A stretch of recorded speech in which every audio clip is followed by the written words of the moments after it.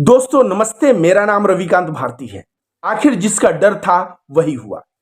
इसी कमरे में बैठ के मैंने 1 महीना पहले यह वीडियो बनाया था। थोड़ा इस वीडियो को देखें। एक नुपुर शर्मा आती है। नुपुर शर्मा भारतीय जनता पार्टी की राष्ट्रीय प्रवक्ता है और वह टाइम्स नाउ के टीवी डिबेट से बोलती है मोहम्मद साहब के खिलाफ। उनके आयशा जो पत्नी थी उनके खिलाफ बहुत बुरी बुरी शब्दों का इस्तेमाल करती है। उन शब्दों का मैं बोल भी नहीं सकता। और मुसलमान मोहम्मद साहब को अपने जान से ज्यादा प्यार करता है। अपने बीबी, अपने बच्चे, अपने माता, अपने पिता, सबसे ज्यादा वो प्यार करता है मोहम्मद साहब से। और इसलिए मोहम्मद साहब को वो मोहम्मद सल्लल्लाहु अलैहि वसल्लम कहता है, ऐसा सम्मान देता है। मोहम्मद साहब के शान में ऐसी गुस्ताखी करना मतलब समझिए मुसलमानों के सेंटीमेंट पे कितना बड़ा धक्का मारना। अगर इसी में कोई मुसलमान अगर गलत डिसीजन ले ले तो देशव्यापी दंगे हो सकते हैं। और देशव्यापी दंगे होंगे तो देश का मुसलमान हिंदू सब मरेगा और देश में जो है संपत्ति देश की क्षति होगी। इसलिए इस औरत के ऊपर एक मुकदमा बनता है और वह मुकदमा है देशद्रोह का, NSA। आपने इस वीडियो को देखा। इस वीडियो में मैं कहता हुआ नजर आ रहा हूं कि अगर कोई मुसलमान आपा खो के गलत कार्य कर दे तो बाद में जो है देश में दंगे तक भी हो सकते हैं। इसलिए इस औरत को पकड़ के अंदर करो।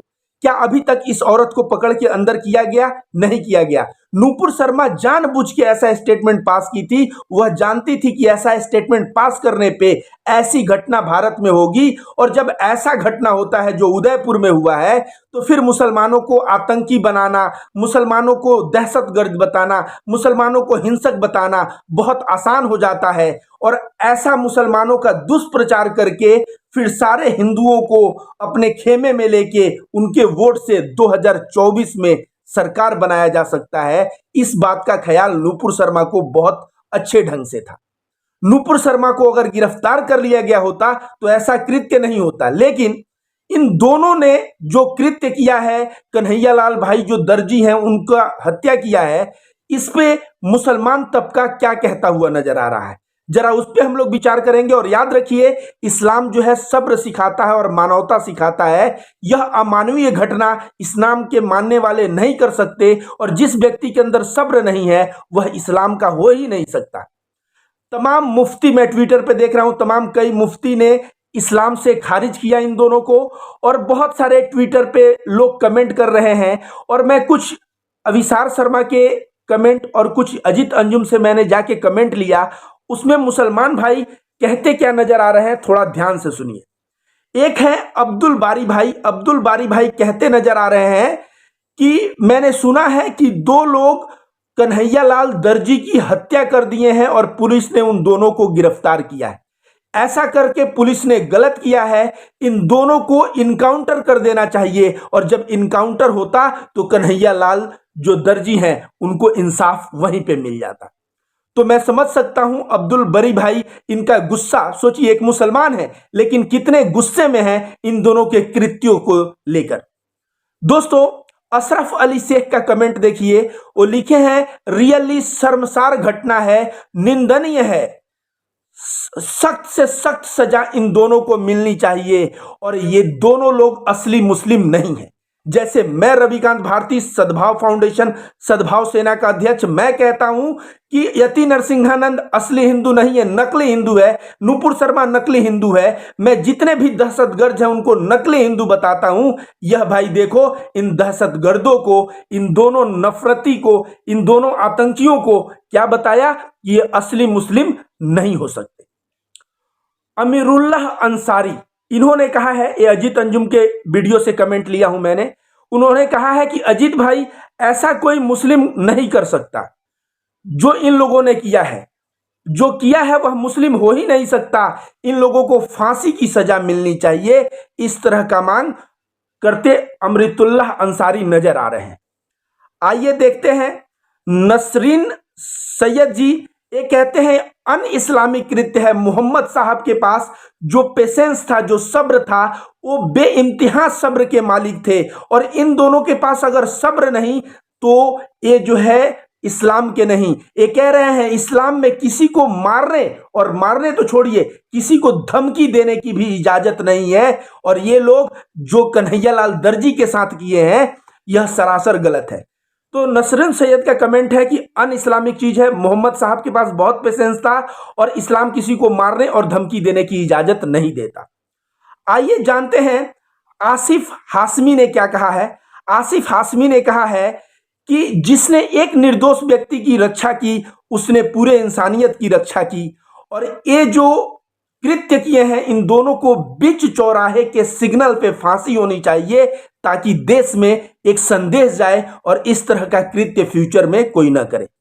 आइए जानते हैं असदुद्दीन ओवैसी जो मुसलमानों के एक बड़े नेता हैं, इस घटना पे वो क्या कहते नजर आ रहे हैं। जरा उनके इस वीडियो को देखिए। आज उदयपुर में जो हमारे हिंदू भाई का किसी दो नौजवानों ने उसका कत्ल किया, मैं उसका खुला खुला कंडेम करता हूं। किसी को कत्ल करने की इजाजत नहीं है कानून में। कोई किसी को नहीं मार सकता।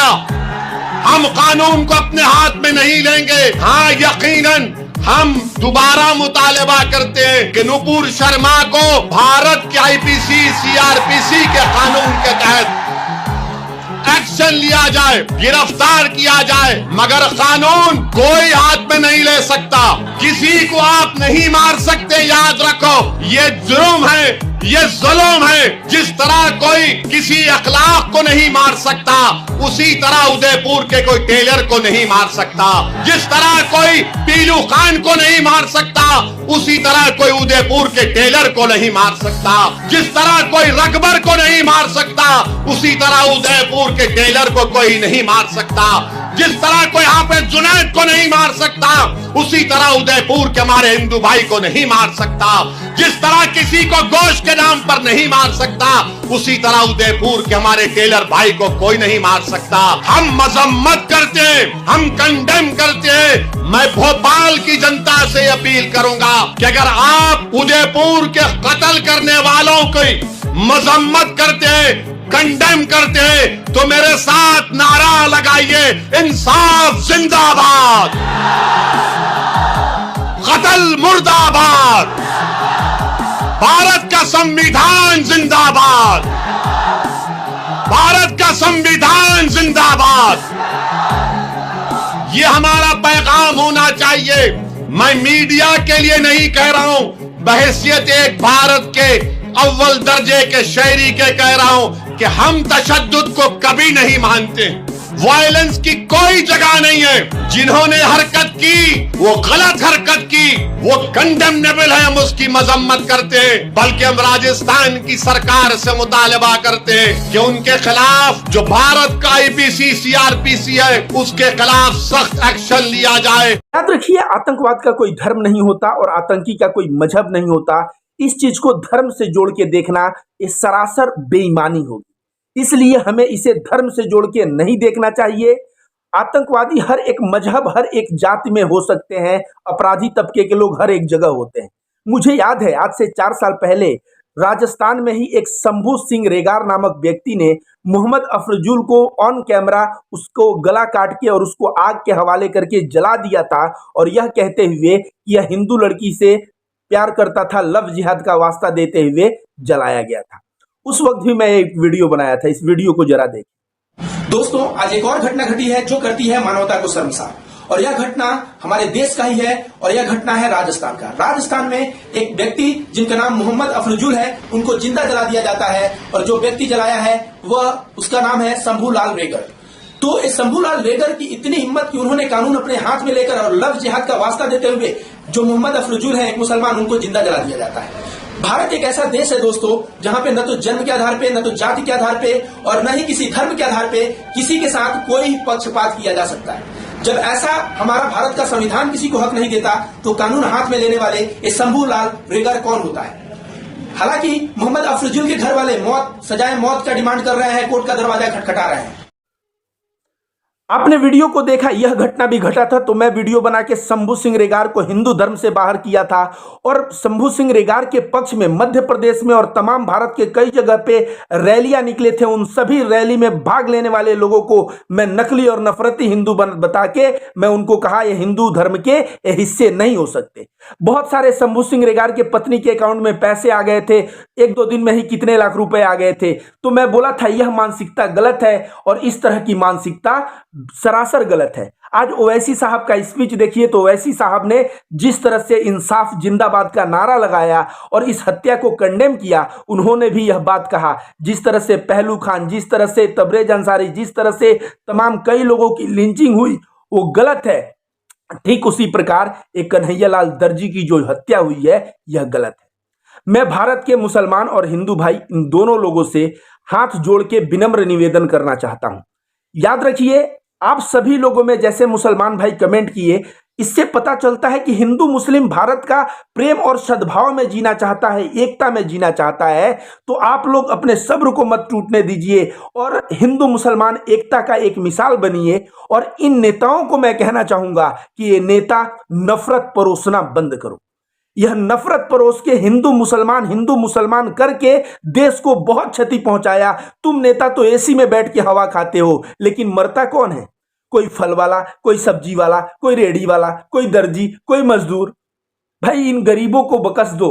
तुम लोगों के राजनीति के चक्कर में गरीब मारे जा रहे हैं। ऐसा स्टेटमेंट न पास करो जिस स्टेटमेंट से किसी भी तरह का भावना और किसी भी तरह का कुछ भी व्यक्ति का आहत हो।